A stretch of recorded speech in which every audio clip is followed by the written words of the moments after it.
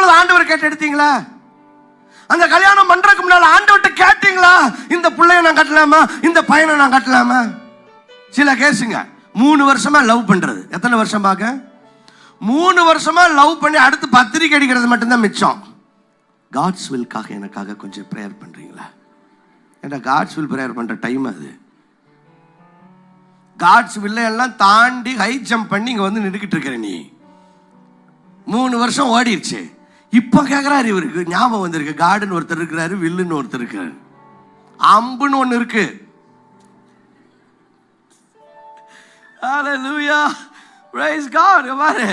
See, seek him first.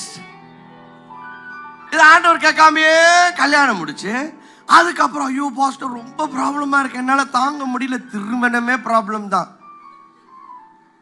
தீர்மானத்தை ஆண்டவர் கேட்காம எடுத்த பாரு, ப்ராப்ளமோ ப்ராப்ளம். சும்மா சொன்னாங்க திருமணம் ப்ராப்ளம், யாரும் அப்படி நினைச்சிடாதீங்க. ரொம்ப சூப்பரான ஒரு காரியம், அருமையான ஒரு காரியம், ஆச்சரியமான ஒரு காரியம். கல்யாணம் முடிச்ச ஒவ்வொரு மனுஷனையும் கேட்டு பாருங்க.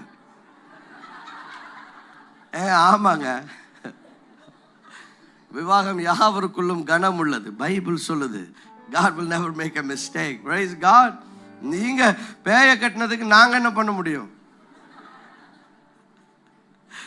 Hallelujah. Thank you Jesus. சில ஆளுங்க தவறான ஆளை கல்யாணம் பண்ணிட்டு அதுக்கப்புறம் எல்லா கல்யாணமும் இப்படி தான் நினைச்சிட்டு இருக்கிறாங்க. எல்லாருக்கடையே பார்த்து பண்றா. அதைத்தான் சொல்றேன், பார்த்து ஜெபம் பண்ணி பண்ணு, கரெக்டா இருக்கு. Praise God. Hallelujah. அதுக்கப்புறம் கல்யாணம் பாருங்க, உங்களோட ஆப்ஷன்லாம் அந்த ஐ டூ என்னது? ஆமா, இந்த பொண்ணை உங்களுடைய விவாக மனைவியாக ஏற்றுக்கொள்கிறீர்களா? ஆம். அந்த ஆம் சொல்ற ஆம் சொன்னதுக்கு அப்புறம் உங்களை யாரும் காப்பாற்ற முடியாது. நீங்க என்னதான் அழுது புரண்டு எங்கள்கிட்ட வந்து சொன்னாலும் ப்ரேயர் பண்ணிக்கிறோம் பிரதர், கர்த்தர் பார்த்துக்குவார்னு தான் சொல்லுவோம். ஏன்னா அதுக்கப்புறம் கர்த்தரே உங்களை பார்த்துக்கத்தான் முடியும்.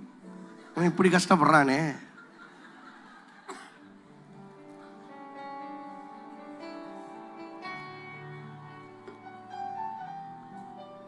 ஒன்றும் பண்ண முடியாது.